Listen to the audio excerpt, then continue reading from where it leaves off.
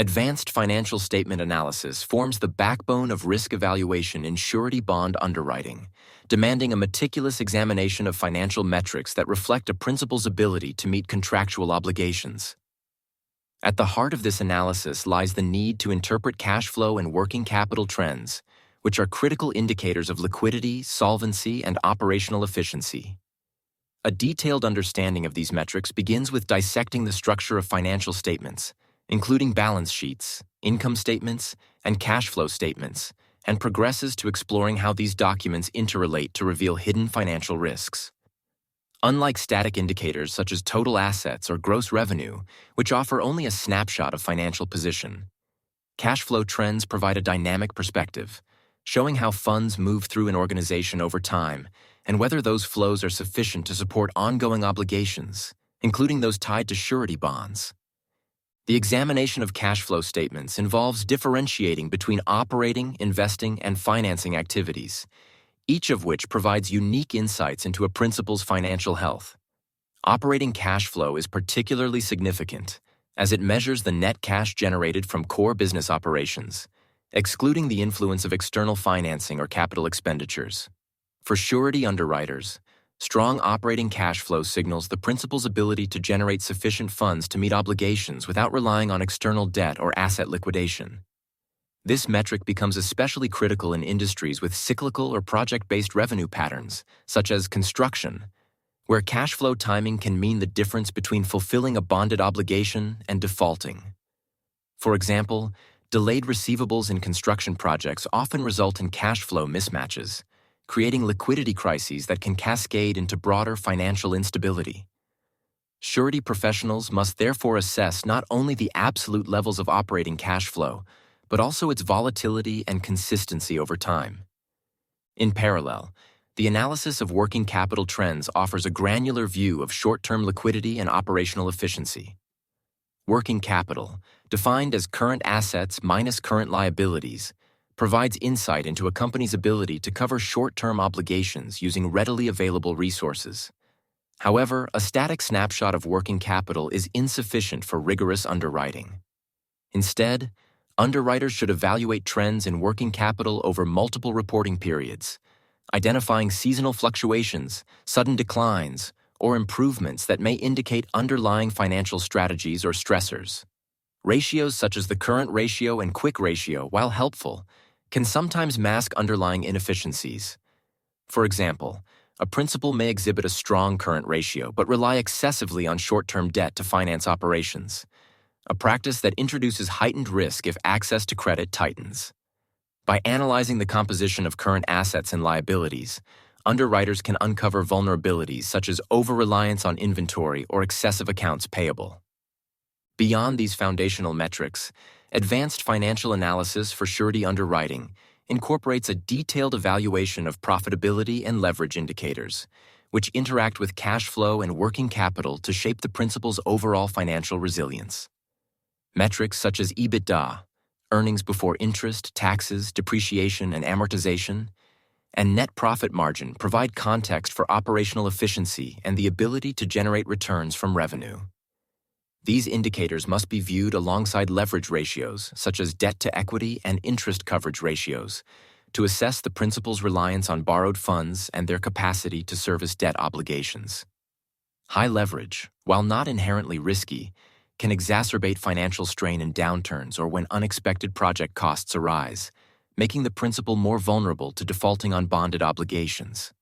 Historical trends in these metrics, combined with industry benchmarks, enable surety professionals to differentiate between temporary financial setbacks and systemic weaknesses. Historical context is also vital to understanding the evolution of financial metrics in underwriting. Traditionally, surety analysis relied heavily on balance sheet strength, focusing on asset-backed stability. However, the increasing complexity of modern industries has shifted the focus toward cash flow and operational metrics as more predictive measures of financial health. This shift aligns with advancements in accounting theories, such as the cash flow theory of solvency, which posits that liquidity and cash flow patterns offer a clearer picture of an organization's ability to meet obligations than static measures of capital structure. For example, The global financial crisis of 2008 highlighted the dangers of over-reliance on traditional metrics, as many firms with strong balance sheets were unable to sustain operations due to cash flow disruptions. This period catalyzed the adoption of more dynamic financial analysis frameworks in surety underwriting. Interdisciplinary connections further enrich this analysis. For instance, integrating behavioral finance principles allows underwriters to evaluate how management decisions influence financial trends. Companies with a history of aggressive growth strategies, reflected in rapid debt accumulation or speculative investments, often face higher financial instability. Similarly, understanding the macroeconomic environment, such as interest rate fluctuations and commodity price trends, can contextualize financial metrics within broader economic cycles. A principal with robust cash flow may still face heightened risk if their industry is exposed to systemic downturns, such as those experienced in energy or real estate during economic recessions. Surety professionals must therefore incorporate macroeconomic forecasts and industry-specific trends into their financial evaluations, balancing quantitative metrics with qualitative insights. Practical applications of advanced financial analysis extend beyond the underwriting decision itself to the structuring of bond terms and conditions. For example, a principal with moderate cash flow stability but strong long-term growth prospects may require additional collateral or a joint control arrangement to mitigate risk. Similarly, underwriters may use financial trend analysis to negotiate indemnity agreements that prioritize specific assets as security. The ability to tailor bond terms to the principal's financial profile not only mitigates risk, but also strengthens client relationships by demonstrating a nuanced understanding of their operational realities. Contemporary debates in surety underwriting further underscore the importance of advanced financial analysis. One ongoing discussion centers on the role of non-financial metrics, such as environmental, social, and governance (ESG) factors in underwriting decisions. While traditional financial analysis focuses on quantitative metrics, proponents of ESG integration argue that factors like sustainability practices and corporate governance quality significantly impact long-term financial stability. For example, a principal's commitment to reducing supply chain disruptions through sustainable sourcing may enhance cash flow predictability, while poor governance practices may signal higher risks of financial mismanagement. Incorporating these considerations requires surety professionals to expand their analytical frameworks, blending traditional financial metrics with forward-looking qualitative assessments. As technology continues to evolve, data analytics and machine learning are reshaping the way financial metrics are analyzed. Advanced algorithms can identify patterns and correlations within financial statements that may not be immediately apparent to human analysts, offering new dimensions of risk assessment. For instance, machine learning models can predict future cash flow volatility based on historical trends and external variables, providing underwriters with data-driven insights to inform their decisions. However, these tools also raise questions about over-reliance on automated analysis and the potential loss of tacit expertise that comes from years of underwriting experience. Through these layers of analysis, advanced financial statement evaluation becomes an indispensable tool for identifying and managing risks in surety bond underwriting. From foundational metrics like cash flow and working capital to emerging trends in ESG integration and predictive analytics, the depth and breadth of this analysis continue to expand, reflecting the evolving complexity of modern financial landscapes. The Federal Acquisition Regulation, known as FAR, and its counterpart, the Defense Federal Acquisition Regulation Supplement, referred to as DFARS, together establish the legal and procedural framework governing federal contracting in the United States. These regulations serve as the cornerstone of procurement processes for federal agencies and contractors, encompassing every phase from acquisition planning to contract closeout. In the context of surety bonds, FAR and DFARS provide specific mandates to ensure that contractors fulfill their obligations to the government and to protect public funds against non-performance or default. Understanding these regulations in exhaustive detail is critical for surety underwriters, contractors, and legal professionals, as non-compliance can lead to severe consequences, including contract termination, penalties, and debarment from future federal work.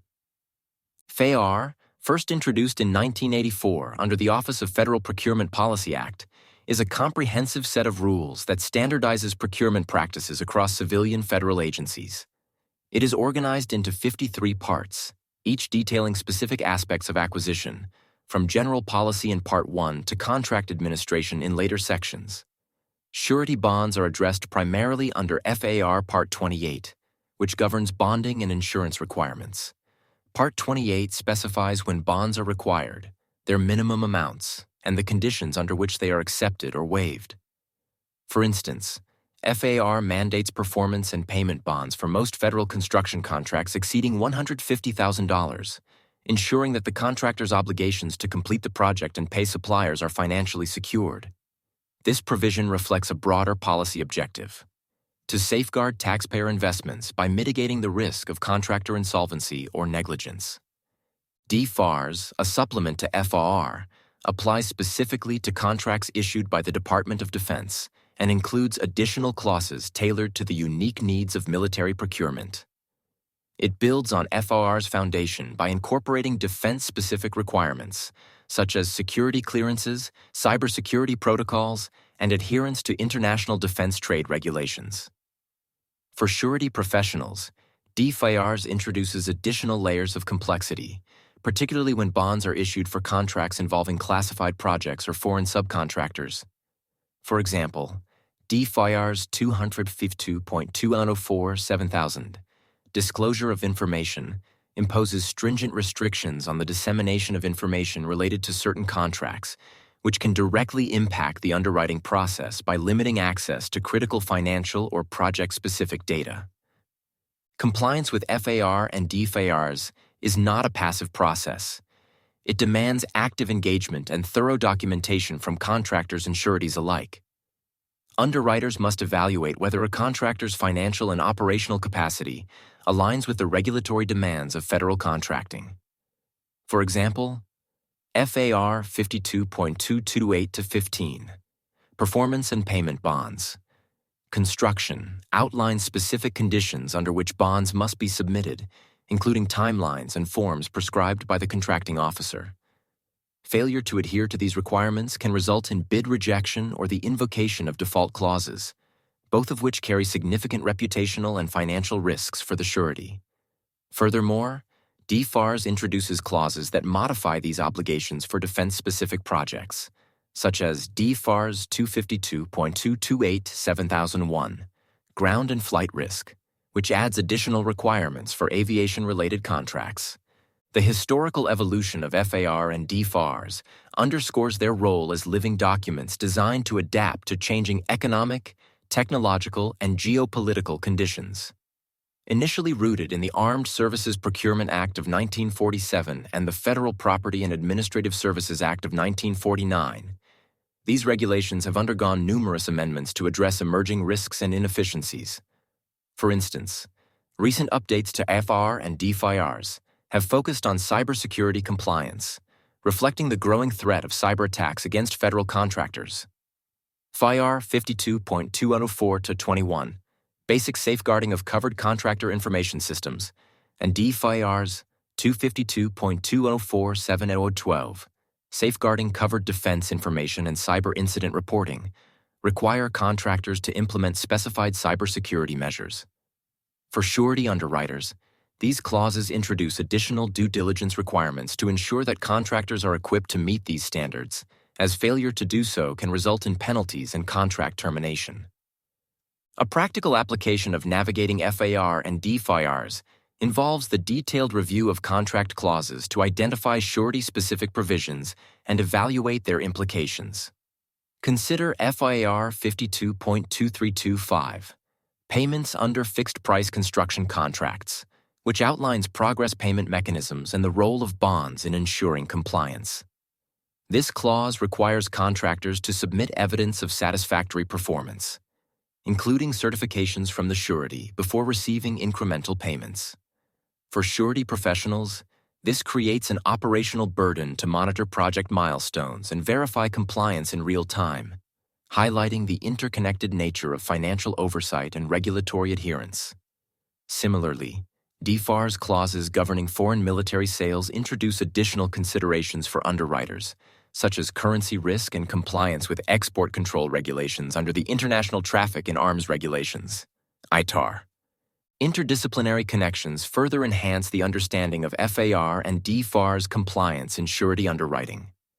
For example, principles of administrative law provide a framework for interpreting ambiguous contract clauses and resolving disputes between contractors and federal agencies. Economic theories, such as transaction cost economics, offer insights into the rationale behind certain regulatory provisions, such as bonding requirements, which aim to reduce the cost of enforcing contractual performance. Additionally, advances in technology, including blockchain and artificial intelligence, are beginning to influence how compliance is monitored and enforced. Blockchain, for instance, holds potential for creating immutable records of bonded obligations, streamlining the verification process for contracting officers and sureties alike. Contemporary debates surrounding FAR and DFRs highlight the tension between regulatory rigor and operational efficiency. Critics argue that the complexity of these regulations creates barriers to entry for small businesses, limiting competition and innovation in federal contracting. Proponents, however, contend that the safeguards provided by these regulations are essential to maintaining the integrity of public procurement. For surety professionals, this debate underscores the importance of balancing compliance with advocacy, ensuring that contractors are both informed about their obligations and equipped to meet them. The ongoing evolution of FAR and DFARs, driven by legislative updates, judicial interpretations, and executive orders, ensures that these regulations remain dynamic and responsive to new challenges. Whether addressing cybersecurity threats, incorporating sustainability objectives, or adapting to geopolitical shifts, FAR and DFARs continue to shape the landscape of federal contracting, providing a robust framework for managing risks and ensuring accountability in public procurement. The implications for surety underwriting are profound, requiring a continuous commitment to regulatory literacy, proactive risk management, and innovative solutions to navigate this complex and ever-changing environment. State-specific licensing and underwriting requirements for surety bonds represent a critical dimension of the regulatory landscape, profoundly influencing how surety providers operate and manage risks.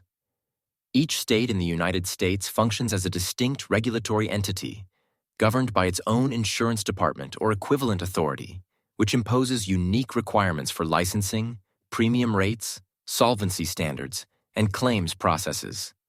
These variations demand a nuanced understanding from surety underwriters, who must navigate a complex matrix of legal and operational frameworks to ensure compliance and optimize decision-making. In examining key states such as California, New York, and Texas, it becomes evident that their regulatory environments diverge significantly, reflecting differences in economic structures, legislative priorities, and historical developments.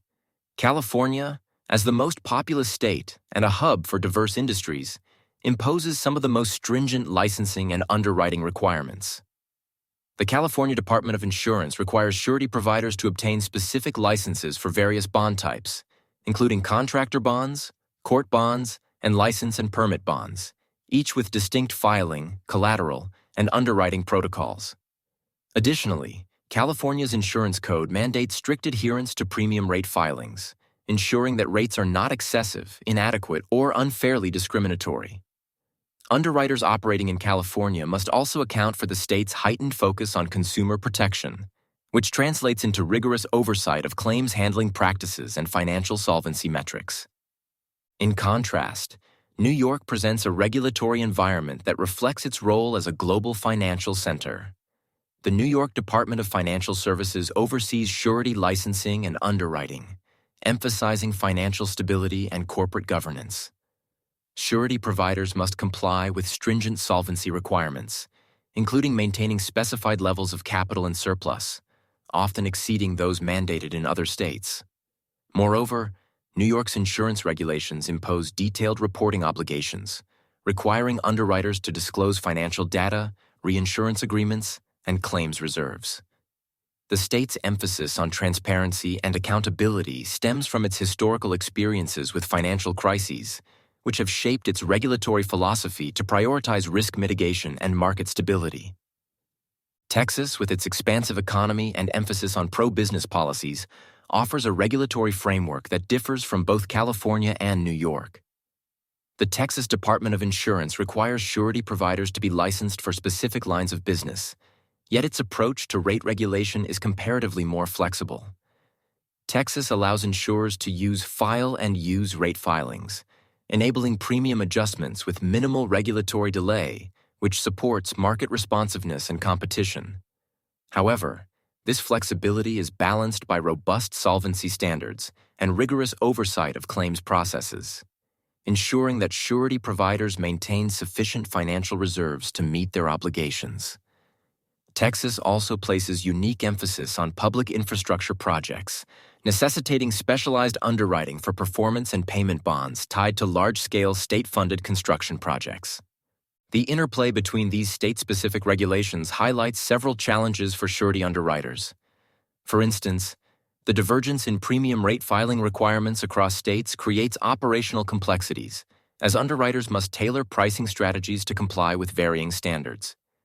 In California, premium rates must undergo detailed actuarial analysis and regulatory approval before implementation, which can delay market responsiveness.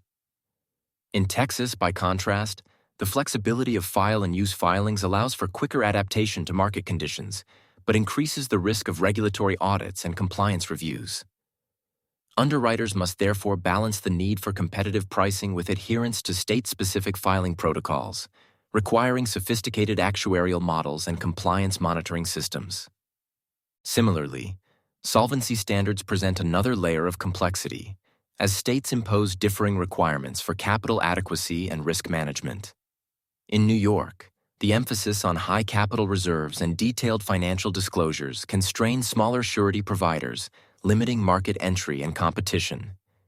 This contrasts with states like Texas, where solvency requirements, while rigorous, are less prescriptive, allowing for greater flexibility in financial structuring. Underwriters must navigate these disparities by developing state-specific risk management strategies, such as diversifying bond portfolios to mitigate exposure to high-risk industries or leveraging reinsurance agreements to enhance capital efficiency. Claims processes also vary widely across states, further complicating the underwriting landscape. California's consumer protection focus translates into stringent claims handling requirements, including mandatory response timelines, detailed documentation standards, and oversight by the state's insurance commissioner. In Texas, claims processes are regulated with an emphasis on efficiency and dispute resolution, often incorporating alternative mechanisms such as mediation or arbitration to resolve bond disputes. New York, with its emphasis on financial accountability, requires detailed claims reserves and periodic reporting to ensure that surety providers can meet their obligations. For underwriters, these variations necessitate tailored claims management practices, including state-specific training for claims adjusters and the development of compliance-focused workflows. The historical evolution of state insurance regulations provides further context for understanding these variations. California's regulatory framework has been shaped by its history of large-scale public works projects, legal reforms, and consumer advocacy movements, resulting in a system that prioritizes oversight and accountability. New York's approach reflects its role as a financial epicenter, with regulations designed to safeguard systemic stability and protect policyholders. Texas, influenced by its economic reliance on energy, agriculture, and infrastructure, has developed a regulatory environment that balances pro-business policies with financial safeguards. These historical influences underscore the importance of contextual knowledge in navigating state-specific requirements, as underwriters must adapt to regulatory philosophies that reflect broader socioeconomic dynamics. Interdisciplinary connections further enrich the analysis of state-specific licensing and underwriting requirements. For example, principles of federalism and administrative law provide a framework for understanding how states exercise regulatory authority within the broader context of national insurance oversight. Economic theories, such as regulatory competition, offer insights into how states balance market efficiency with consumer protection, influencing the design of licensing and underwriting standards. Advances in technology, including regulatory technology, RegTech platforms, are also transforming how surety providers manage compliance across multiple states. By automating rate filings, solvency monitoring, and claims reporting, these tools enable underwriters to navigate regulatory variations more efficiently while reducing the risk of non-compliance. Contemporary debates in state insurance regulation highlight the tension between uniformity and flexibility. Some industry stakeholders advocate for greater standardization of licensing and underwriting requirements across states, arguing that this would reduce administrative burdens and enhance market efficiency. Others contend that state-specific regulations are essential to addressing local market conditions, consumer needs, and economic priorities. For surety underwriters, these debates underscore the need to stay informed about regulatory developments and engage with policymakers to shape a balanced regulatory framework that supports both industry innovation and public accountability. By analyzing these state-specific dynamics in depth, surety professionals can develop a comprehensive understanding of the regulatory landscape, equipping them to navigate licensing and underwriting requirements with precision and strategic foresight. The ongoing evolution of state insurance regulations, driven by economic trends, technological advancements, and policy debates, ensures that this remains a critical area of focus for the surety industry, requiring continuous learning and adaptation. The interplay between Article 9 of the Uniform Commercial Code, UCC, and suretyship law is a critical area of legal and operational focus in surety underwriting, particularly as it pertains to the use of collateral to secure obligations. Article 9 governs secured transactions, including the creation, perfection, priority, and enforcement of security interests in personal property. Its provisions are foundational for managing collateral arrangements in suretyship, as they provide a structured framework for ensuring that the surety can recover assets in the event of a default. However, this framework operates in tandem with, and sometimes in conflict with, state-specific surety laws, creating a complex regulatory environment that underwriters and legal practitioners must navigate with precision. At the core of Article 9 is the concept of a security interest, which establishes a creditor's legal right to repossess or liquidate collateral if a debtor fails to fulfill an obligation. In the context of surety bonds, the principal may provide collateral as a form of indemnity, granting the surety a security interest in specific assets to mitigate the risk of default. To ensure enforceability, the surety must adhere to the UCC's requirements for attachment and perfection. Attachment occurs when a security interest becomes legally binding, typically requiring an agreement, the debtor's rights in the collateral, and the surety's provision of value. Perfection, on the other hand, establishes the priority of the surety's claim against competing creditors and is typically achieved by filing a financing statement with the appropriate state authority or by taking possession of the collateral. The perfection process is particularly significant in ensuring the priority of the surety's security interest. Without proper perfection, the surety risks losing its claim to other secured parties in the event of bankruptcy or asset liquidation. For example, if a surety fails to file a financing statement or files it in the wrong jurisdiction, its security interest may be subordinate to those of later creditors who comply with UCC requirements. This risk is compounded by variations in state-specific filing rules, which may designate different filing offices or impose unique procedural requirements.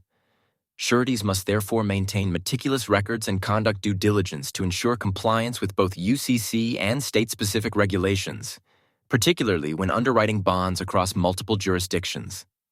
State-specific surety laws can further complicate the relationship between UCC Article 9 and suretyship.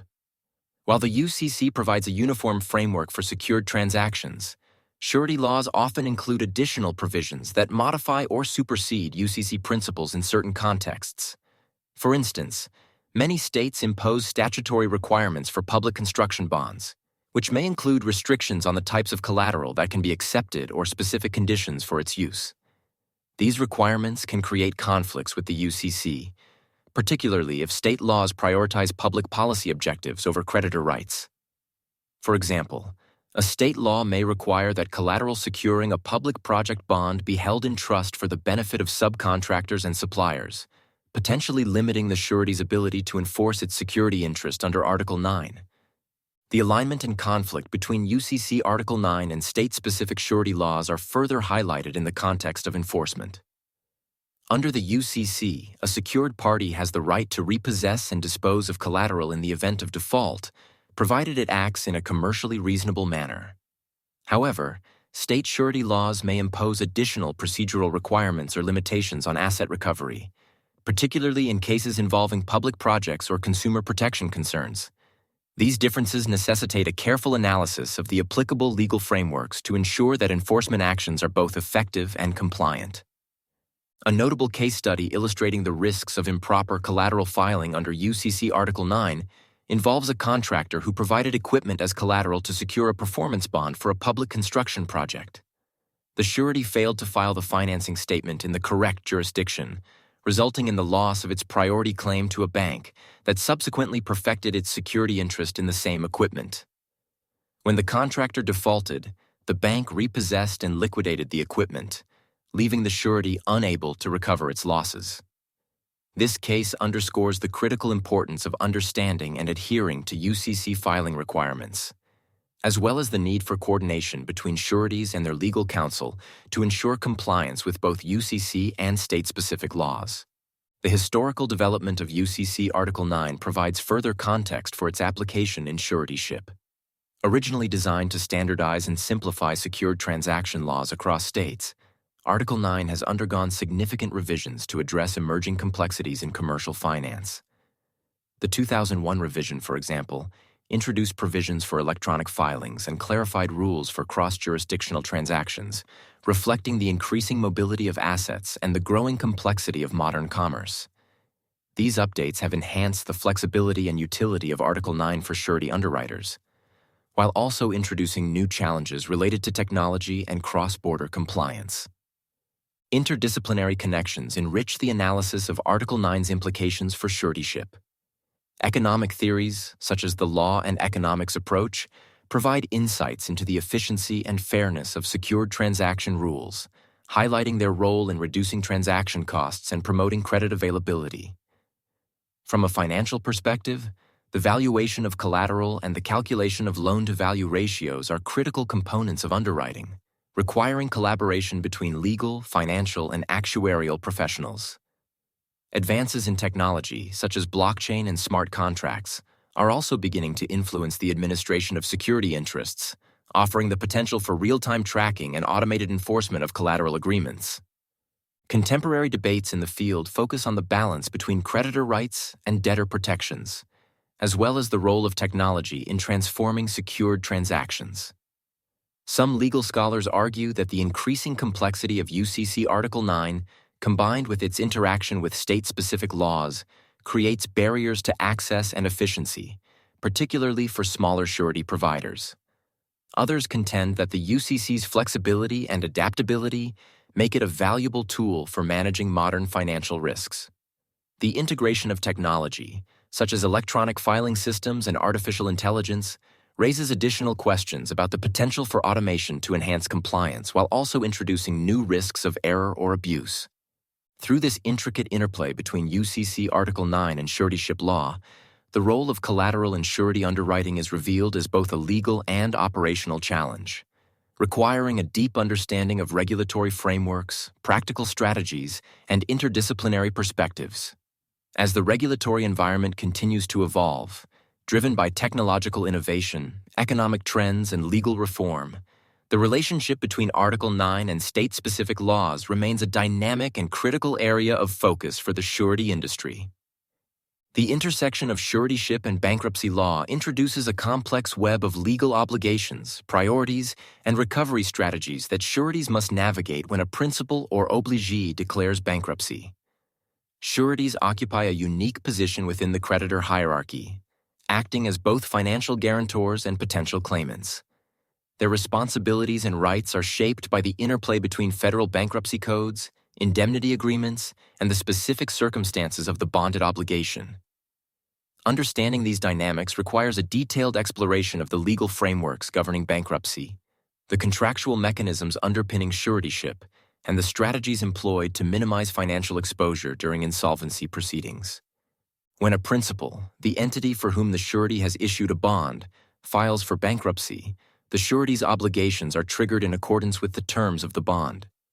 Performance bonds, for example, require the surety to step in and ensure project completion, either by hiring a replacement contractor, paying the obligé for completion costs, or directly managing the work. Payment bonds similarly obligate the surety to compensate subcontractors and suppliers for unpaid amounts.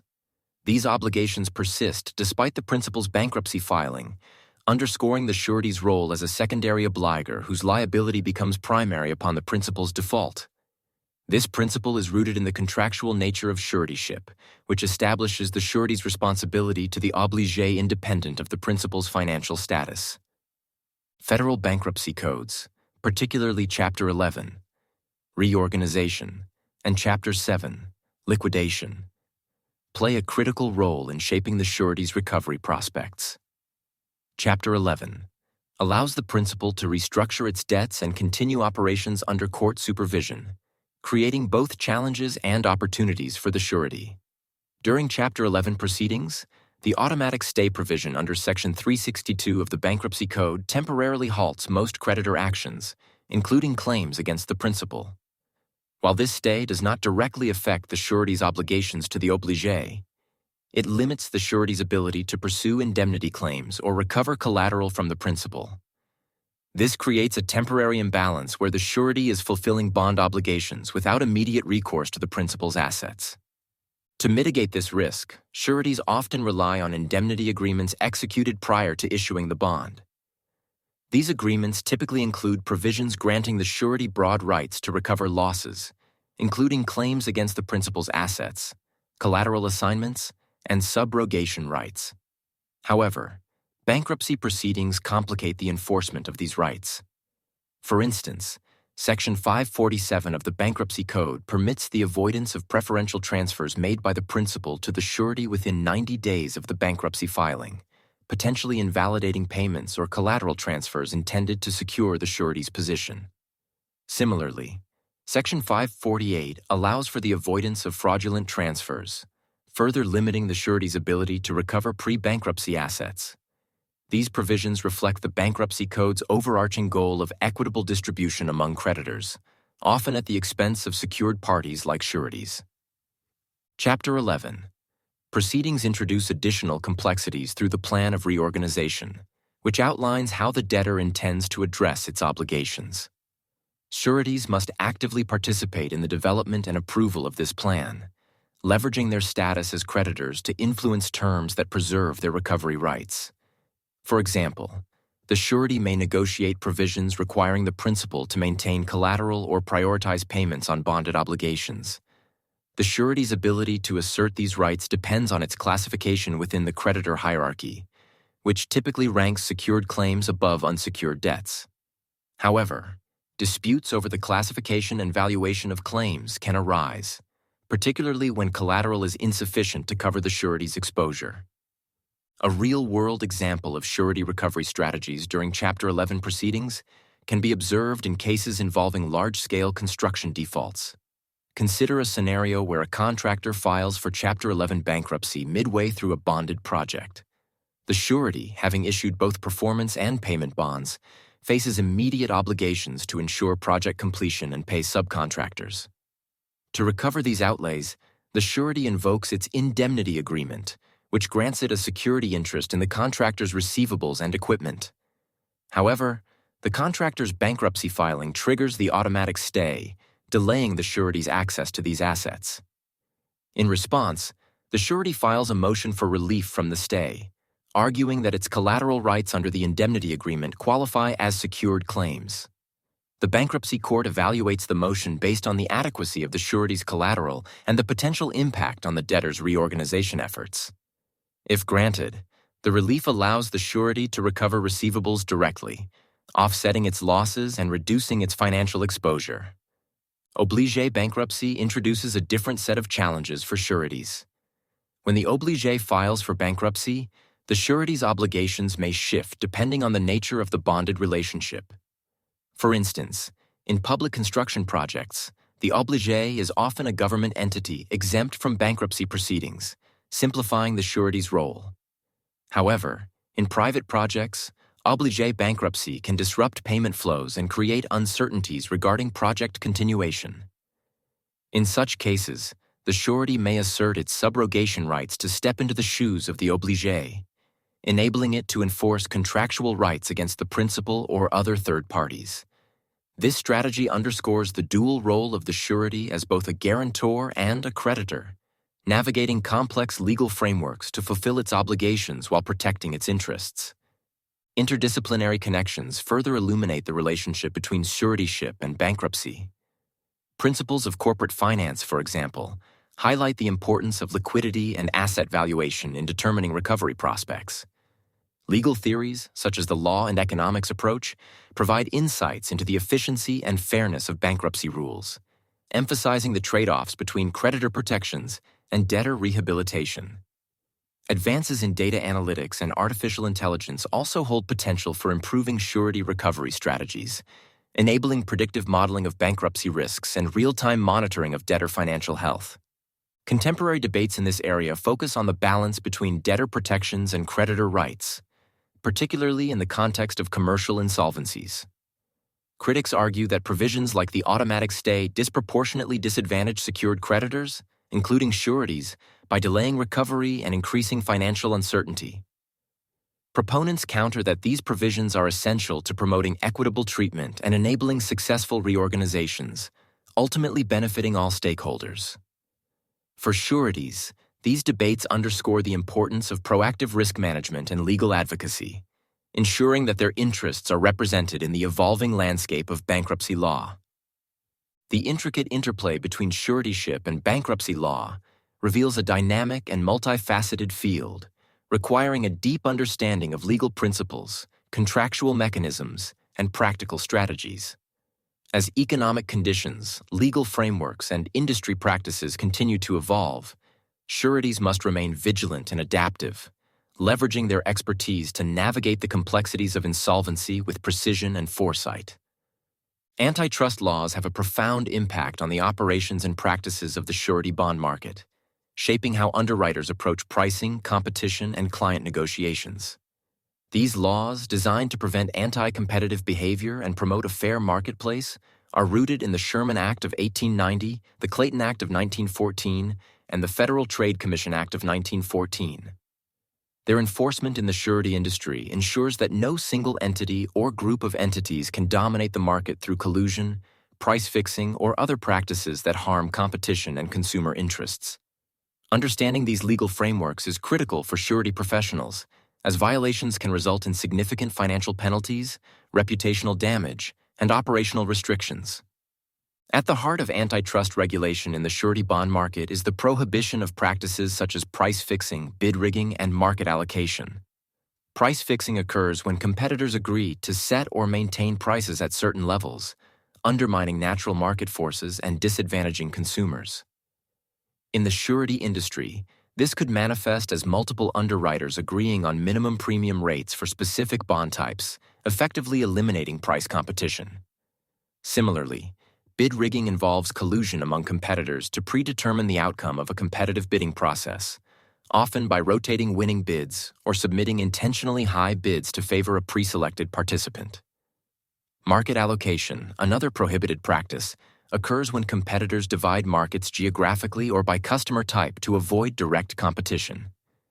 These behaviors distort the marketplace, reduce efficiency, and erode trust in the surety system. Historical legal cases highlight the enforcement of antitrust laws in the surety industry and the severe penalties for violations. One prominent example is the United States versus Seaboard Surety Company et al., a 1974 case in which several surety companies were charged with colluding to fix rates and divide territories in the performance and payment bond market. The companies involved faced substantial fines and were required to implement corrective measures, including independent rate-setting procedures and compliance training. This case underscored the need for transparency and independence in pricing decisions and reinforced the government's commitment to maintaining competition in the surety sector. Another landmark case is the Federal Trade Commission's investigation into bid rigging practices in public construction projects during the 1980s. The inquiry revealed widespread collusion among sureties and contractors to manipulate bidding outcomes, resulting in inflated costs for taxpayers. The penalties included not only monetary fines but also regulatory reforms aimed at increasing oversight of bidding processes. These cases demonstrate the far-reaching consequences of anti-competitive practices and the importance of adhering to antitrust principles in all aspects of surety operations. The ethical and legal boundaries in client negotiations also fall within the purview of antitrust regulation. Surety professionals must navigate complex interactions with contractors, obligees, and other stakeholders while ensuring that their actions do not violate competitive norms. For example, while underwriters may engage in legitimate discussions about market trends or risk factors, they must avoid sharing proprietary pricing strategies or market allocation plans with competitors. Similarly, collaborations between sureties, such as co-surety arrangements or reinsurance agreements, must be structured to enhance competition and market stability rather than restrict it. Ethical considerations, such as avoiding coercive tactics or misrepresentation in negotiations, further complement legal compliance by fostering trust and professionalism in the industry. The theoretical foundations of antitrust regulation in the surety industry are grounded in economic principles that emphasize the importance of competition in driving innovation, efficiency, and consumer welfare. Market competition incentivizes underwriters to develop more accurate risk assessment models, streamline operational processes, and offer competitive pricing, ultimately benefiting both clients and the broader economy. Conversely, monopolistic practices or collusion undermine these benefits by reducing market dynamism and concentrating power in the hands of a few entities. The application of these principles to the surety market highlights the critical role of antitrust laws in maintaining a level playing field and ensuring that the industry operates in the public interest. Practical applications of antitrust compliance in the surety industry include the development of robust internal policies and training programs to prevent anti-competitive behavior. These measures often involve regular audits of pricing and underwriting practices, as well as clear guidelines for interactions with competitors and clients. For example, many surety companies implement firewalls between their pricing teams and external consultants to prevent the inadvertent exchange of sensitive information. Additionally, participation in industry associations or benchmarking activities must be carefully managed to avoid the appearance or reality of collusion. By fostering a culture of compliance and ethical conduct, surety companies can mitigate legal risks while enhancing their reputations as trustworthy market participants. Interdisciplinary connections further enrich the analysis of antitrust laws and their impact on the surety industry. Legal studies provide insights into the evolving interpretations of antitrust statutes and the judicial precedents that shape enforcement priorities. Behavioral economics explores how individual and organizational incentives influence compliance with antitrust regulations, shedding light on the factors that drive anti-competitive behavior. Advances in data analytics and artificial intelligence also hold potential for enhancing antitrust enforcement, enabling regulators to identify patterns of collusion or market manipulation with greater precision and efficiency. Contemporary debates in antitrust regulation center on the balance between promoting competition and recognizing the efficiencies that can arise from collaboration. Some industry stakeholders argue that certain cooperative practices, such as joint ventures or shared risk pools, enhance market stability and benefit clients by pooling expertise and resources. Others contend that these arrangements must be carefully scrutinized to prevent abuse and ensure that they do not stifle competition. For the surety industry, these debates highlight the need for a nuanced approach to antitrust compliance, one that recognizes the unique characteristics of the market while upholding the principles of fairness and transparency. The evolving landscape of antitrust enforcement presents both challenges and opportunities for the surety industry. As regulatory agencies adopt more sophisticated tools and strategies for detecting anti-competitive behavior, surety professionals must remain vigilant in their compliance efforts. At the same time, the principles underlying antitrust laws offer a framework for fostering innovation and trust, ensuring that the industry continues to serve the needs of its clients and the broader economy. Through a deep understanding of these principles and their practical implications, surety professionals can navigate the complexities of antitrust regulation with confidence and integrity. The global surety bond market operates within a complex web of international regulatory standards, legal frameworks, and jurisdictional differences that present unique challenges for underwriting and claims management. Surety bonds, which serve as financial guarantees to ensure contractual obligations are met, play a critical role in facilitating international trade, infrastructure development, and cross-border investments. However, the regulatory environments governing these instruments vary significantly across regions, including the European Union, EU, the United Kingdom, UK, and the Asia-Pacific, requiring underwriters to navigate diverse legal, financial, and cultural landscapes. In the European Union, surety bonds are governed by a combination of EU-wide regulations and individual member state laws. The Solvency II Directive, which establishes risk management and capital adequacy standards for insurers, has a direct impact on surety providers, requiring them to maintain sufficient reserves to support bond obligations. Additionally, EU competition laws prohibit anti-competitive practices such as price fixing and market allocation, ensuring that the surety market remains transparent and competitive. Member states, however, retain their own legal and procedural frameworks for bond issuance and enforcement. For example, France emphasizes the use of caution bancaire, or bank guarantees, over traditional surety bonds, while Germany favors bonds issued by specialized insurance companies. These national differences complicate cross-border underwriting, as underwriters must adapt their strategies to align with local preferences and regulations. In the United Kingdom, the surety bond market is characterized by a long-standing tradition of common law principles, which prioritize the enforceability of contractual agreements. Following Brexit, the UK has diverged from certain EU regulatory frameworks, introducing additional complexities for cross-border projects involving both jurisdictions. For instance, while UK surety providers remain subject to Financial Conduct Authority (FCA) oversight, they must also address the implications of EU regulations for projects within member states. This dual regulatory burden requires meticulous attention to legal documentation, collateral arrangements, and dispute resolution mechanisms. Furthermore, the UK's extensive use of performance and payment bonds in construction and infrastructure projects highlights the importance of local market expertise, particularly in sectors heavily influenced by government policy and public procurement rules. The Asia-Pacific region presents a highly diverse regulatory landscape, reflecting the varying levels of economic development, legal traditions, and market maturity across countries. In Australia, surety bonds are well established and regulated under insurance-specific frameworks, with a strong focus on risk-based capital requirements and consumer protection. In contrast, emerging markets such as Vietnam and Indonesia are characterized by less formalized regulatory structures, where surety bonds are often issued by banks rather than specialized insurers. China, as a rapidly expanding market, has introduced regulatory reforms to promote the use of surety bonds in public and private projects, but challenges remain due to inconsistent enforcement and limited market standardization. These regional disparities underscore the need for underwriters to tailor their approaches based on local market conditions, while also addressing the overarching challenges of political risk, currency fluctuations, and cultural differences.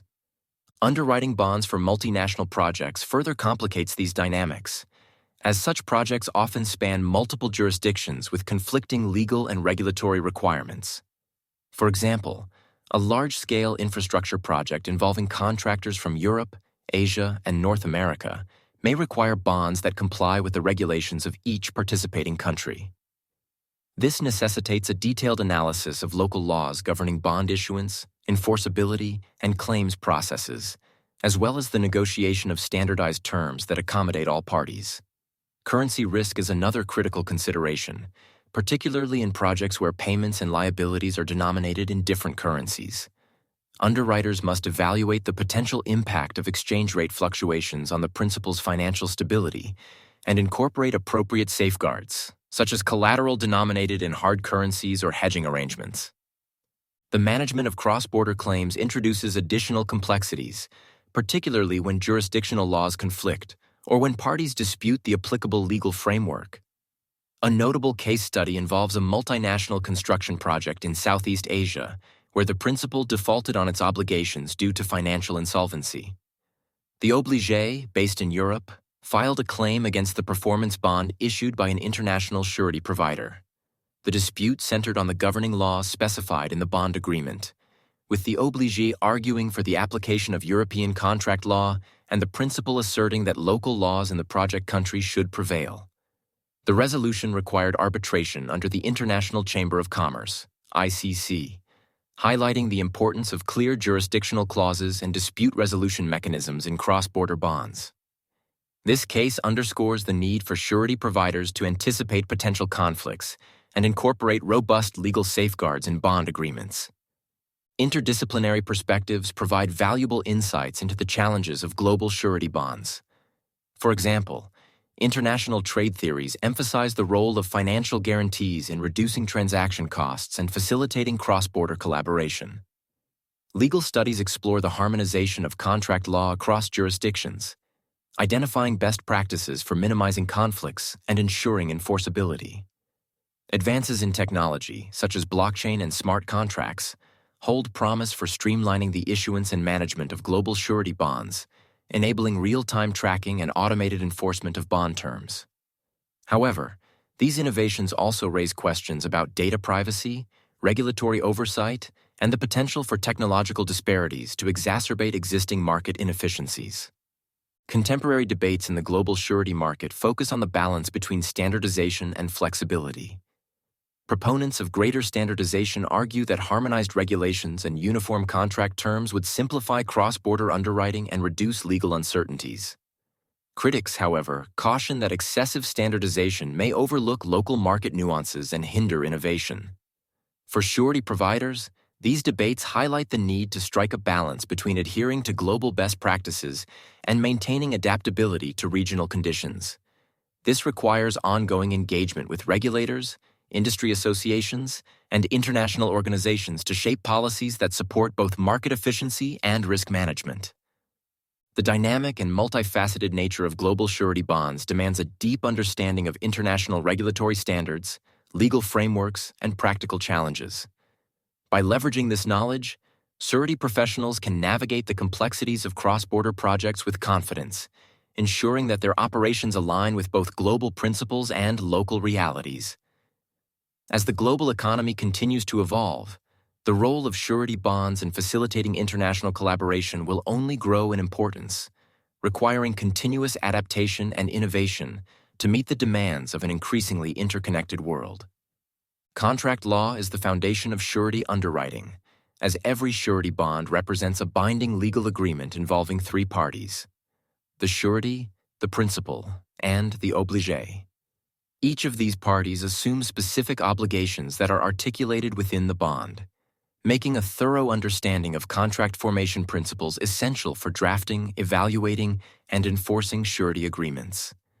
At its core, contract formation relies on three elements: offer, acceptance, and consideration.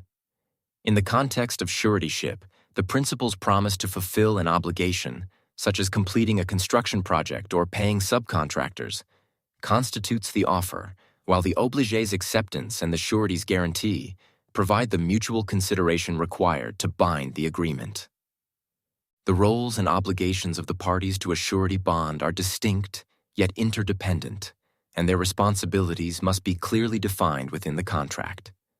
The principal bears the primary obligation to perform the underlying duty, whether it be completing a contractual task or adhering to regulatory requirements. The obligé, typically the beneficiary of the bond, has the right to enforce the bond if the principal defaults. The surety, as the guarantor, assumes secondary liability, stepping in to fulfill the obligation if the principal fails.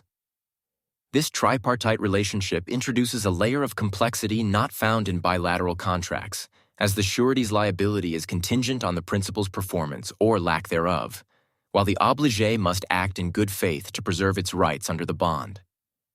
Ambiguity in bond agreements is one of the most common legal pitfalls in surety underwriting. Vague or poorly defined terms can lead to disputes over the scope of the surety's obligations, the conditions under which the bond can be called, or the procedures for resolving claims. For instance, An unclear definition of default in a performance bond could result in disagreements between the surety and obligé regarding whether the principal's actions warrant a claim. Similarly, payment bonds that fail to specify eligible claimants or the timeline for filing claims may expose the surety to unforeseen liabilities. To mitigate these risks, contracts must be drafted with precise language that reflects the intent of the parties and accounts for potential contingencies. Unenforceable conditions are another critical risk in bond agreements, often arising from clauses that violate public policy, lack consideration, or are excessively restrictive. For example, a bond that attempts to waive the obligé's statutory rights to pursue claims may be deemed invalid by a court. Likewise, conditions that impose unreasonable penalties on the principal or surety may be unenforceable under doctrines such as unconscionability or liquidated damages. To ensure enforceability, bond terms must align with legal standards, including statutory requirements and judicial precedents, while balancing the interests of all parties. Practical considerations for drafting enforceable bond terms under legal constraints begin with a comprehensive understanding of applicable laws and regulations. For example, public construction bonds in the United States are governed by statutes such as the Miller Act, which mandates specific provisions regarding claim timelines and bond amounts. Failure to incorporate these statutory requirements can render a bond unenforceable, exposing the surety to significant risks. Similarly, state laws often dictate the form and content of bonds for licensed professionals or businesses, requiring careful attention to jurisdiction-specific rules. In international contexts, cross-border projects may introduce additional challenges, such as reconciling differences in legal systems or addressing conflicts of law. From a theoretical perspective, contract law principles such as the doctrine of privity and the parole evidence rule play a crucial role in interpreting and enforcing bond agreements. The doctrine of privity establishes that only parties to the bond, namely the surety, principal, and obligé, have enforceable rights and obligations under the contract. However, exceptions to this rule, such as third-party beneficiary rights, may arise in cases where subcontractors or suppliers are explicitly included as claimants under a payment bond. The parole evidence rule, which limits the use of extrinsic evidence to interpret written contracts, underscores the importance of drafting clear and comprehensive bond terms that leave no room for ambiguity. Interdisciplinary connections enhance the understanding of contract law fundamentals in surety underwriting. Economic theories, such as the principal-agent problem, provide insights into the incentives and risks faced by the parties to a bond. For instance, the surety acts as a risk mitigator for the obligé, but must carefully assess the principal's financial stability and operational capacity to avoid adverse selection. Behavioral insights, such as the role of trust and communication in contract negotiations, further highlight the importance of transparency and collaboration in drafting bond agreements. Advances in technology, such as blockchain and digital contract management, offer new tools for enhancing the accuracy, security, and enforceability of bond terms, although they also raise questions about data privacy and legal recognition. Contemporary debates in contract law and suretyship focus on balancing flexibility with predictability in bond agreements.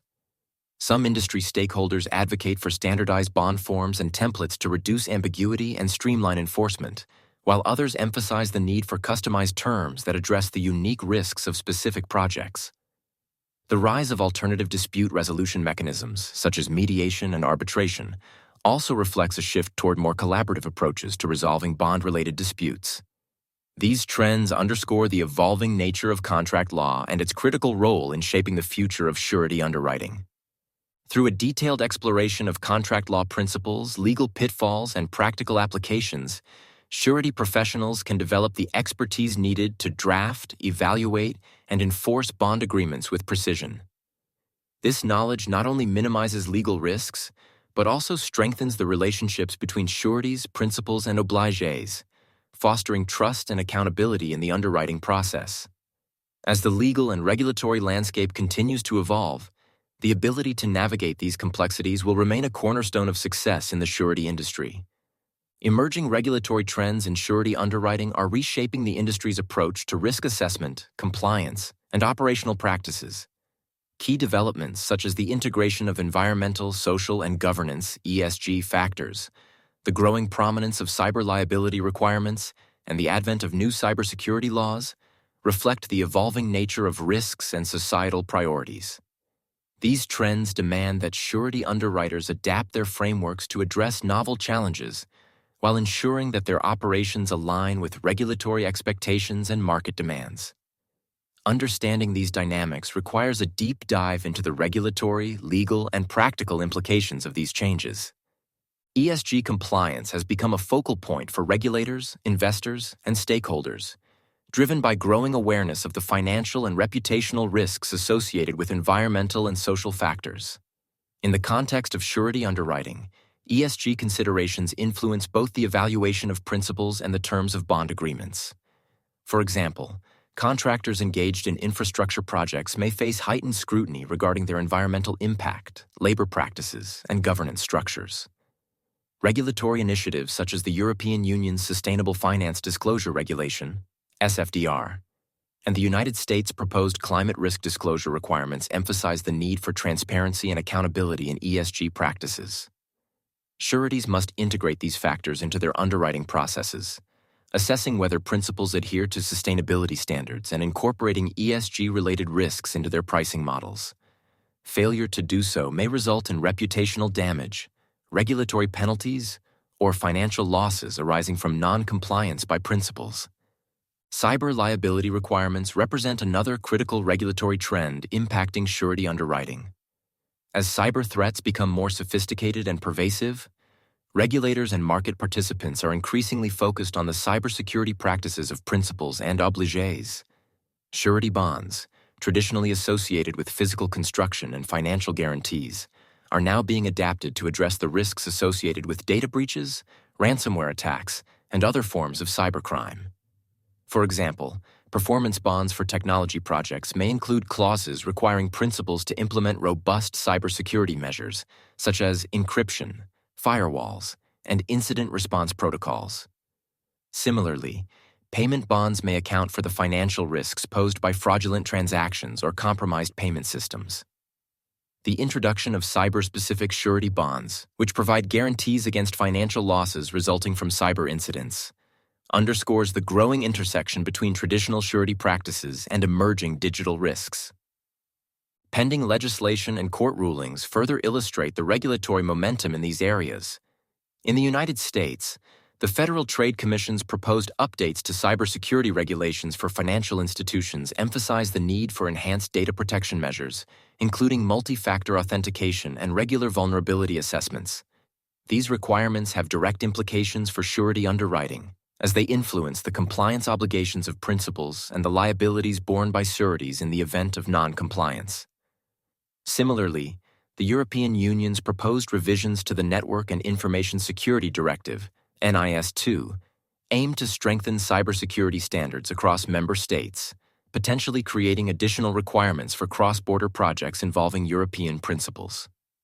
In the context of ESG, legal developments such as the SEC's proposed rules on climate-related disclosures could mandate more detailed reporting on greenhouse gas emissions and climate risks, further shaping the evaluation criteria for surety bonds. The evolving nature of cybersecurity laws presents both challenges and opportunities for surety professionals.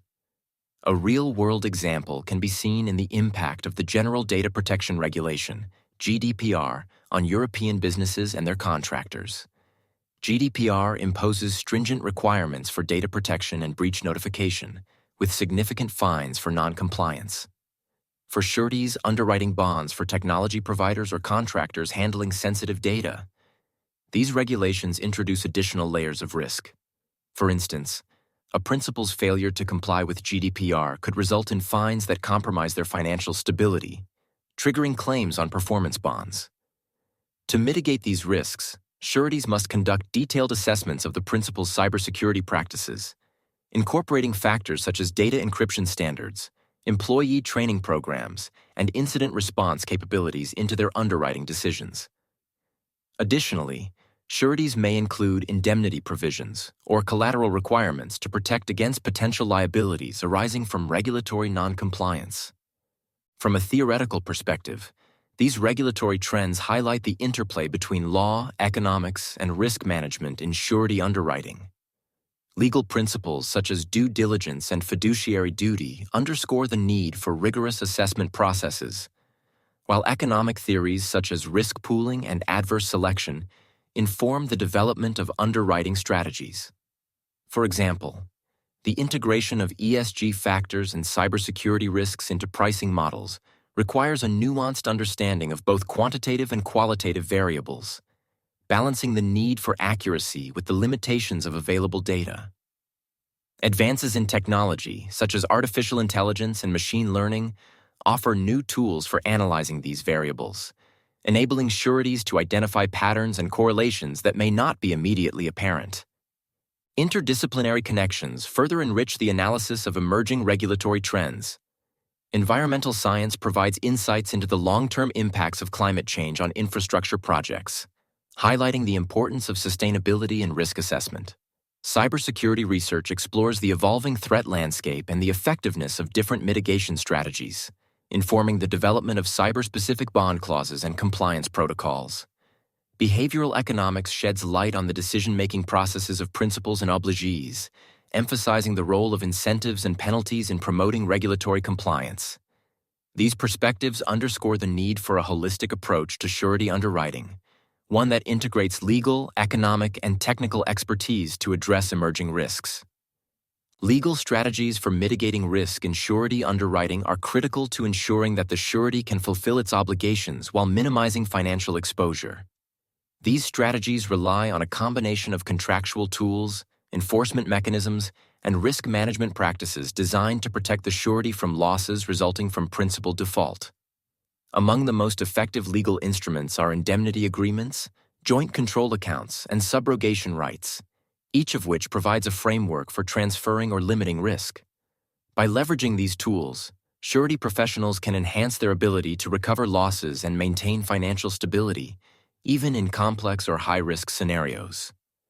Indemnity agreements are foundational to the surety's risk mitigation strategy, serving as a contractual promise by the principal, and often other indemnitors, such as corporate officers or affiliated entities, to reimburse the surety for any losses incurred under the bond. These agreements typically include broad indemnification provisions, allowing the surety to recover not only direct payments made to the obligé, but also related expenses such as legal fees, investigation costs, and administrative overhead. To ensure enforceability, indemnity agreements must be carefully drafted with clear language that reflects the party's intent and aligns with applicable legal standards. Key provisions often include waivers of certain defenses, such as the principal's right to contest the surety's settlement decisions, and requirements for the principal to provide collateral upon demand. These provisions are critical in enabling the surety to act decisively in the event of a claim, minimizing delays and uncertainty. Joint control accounts provide an additional layer of protection by allowing the surety to exercise oversight over the principal's financial transactions. Under a joint control arrangement, the principal's funds are deposited into an account that requires dual authorization, typically from both the principal and the surety, before withdrawals can be made. This ensures that project funds are used exclusively for their intended purpose, such as paying subcontractors or purchasing materials, reducing the risk of misappropriation or financial mismanagement. Joint control accounts are particularly useful in high-risk projects or for principals with limited financial stability, as they provide the surety with real-time visibility into the principal's financial operations. However, implementing and managing these accounts requires careful coordination and adherence to banking regulations, as well as clear contractual provisions outlining the rights and responsibilities of both parties. Subrogation rights further enhance the surety's ability to mitigate risk by allowing it to step into the shoes of the obligé or other parties to recover losses from the principal or third parties. Subrogation is rooted in equitable principles that prevent unjust enrichment, ensuring that the surety can recoup its payments once it has fulfilled the bond obligation. For example, if the surety pays a claim under a payment bond, it may subrogate to the rights of subcontractors to pursue claims against the principal or other responsible parties. Similarly, under a performance bond, the surety may assume the obligé's rights to enforce the underlying contract against the principal. To maximize the effectiveness of subrogation, sureties must ensure that their bond agreements and indemnity clauses explicitly preserve these rights, and they must conduct thorough due diligence to identify potential sources of recovery. The enforcement of indemnity agreements is a critical component of the surety's risk management strategy, requiring a deep understanding of contractual and procedural law. When a principal defaults and the surety incurs losses, it can initiate legal proceedings to enforce the indemnity agreement and recover its expenses. This process often begins with a demand for indemnification, followed by litigation if the principal fails to comply. Courts generally uphold indemnity agreements as long as they are consistent with public policy and clearly reflect the parties' intentions. However, disputes may arise over issues such as the scope of indemnification, the reasonableness of the surety's actions, or the validity of defenses raised by the principal. For example, a principal may argue that the surety acted in bad faith by settling a claim without conducting a thorough investigation, or that the indemnity agreement was improperly executed. To address these challenges, sureties must maintain detailed documentation of their decision-making processes, including evidence of the principal's default and the rationale for settling claims. A practical exercise in evaluating the enforceability of a sample indemnity agreement illustrates the complexities involved in drafting and enforcing these contracts. Key factors to consider include whether the agreement adequately defines the scope of indemnification, whether it includes provisions for collateral security or interim relief, and whether it incorporates waivers of common defenses. For instance, a well-drafted indemnity agreement may include a clause requiring the principal to deposit collateral upon the surety's demand, even before a claim is paid, to ensure that funds are available to cover potential liabilities. Another critical provision may be a waiver of the principal's right to challenge the surety's payment decisions, limiting the risk of protracted litigation. By analyzing these elements in detail, surety professionals can identify potential vulnerabilities and strengthen their contractual protections. Theoretical frameworks, such as risk transfer and principal-agent theory, provide valuable insights into the legal strategies used to mitigate surety risk. Risk transfer theory emphasizes the importance of shifting financial liabilities from the surety to the principal or indemnitors, while principal-agent theory highlights the challenges of aligning incentives between the surety and the principal. For example, joint control accounts address the principal-agent problem by creating mechanisms for oversight and accountability, ensuring that the principal's actions align with the surety's interests. Similarly, subrogation rights and indemnity agreements reflect the principles of risk transfer, allowing the surety to recover its losses from the parties ultimately responsible for the default. Interdisciplinary connections further enrich the understanding of legal risk mitigation strategies. Economic analysis provides insights into the cost-benefit trade-offs of implementing joint control accounts or pursuing litigation to enforce indemnity agreements. Behavioral studies shed light on the factors that influence principals' compliance with contractual obligations, such as trust, transparency, and perceived fairness. Advances in technology, such as blockchain and smart contracts, hold potential for enhancing the enforceability of indemnity agreements and improving the efficiency of joint control arrangements. For example, blockchain technology could be used to create immutable records of transactions in joint control accounts, reducing the risk of disputes and fraud. Contemporary debates in the field focus on balancing the surety's need for robust legal protections with the principal's concerns about fairness and accessibility. Critics argue that overly stringent indemnity provisions or collateral requirements may deter principals from seeking bonds, particularly small businesses or contractors with limited financial resources. Proponents counter that these measures are necessary to protect the surety's financial stability and ensure the integrity of the bonding process. This tension underscores the importance of tailoring risk mitigation strategies to the specific circumstances of each project, balancing legal, economic, and ethical considerations.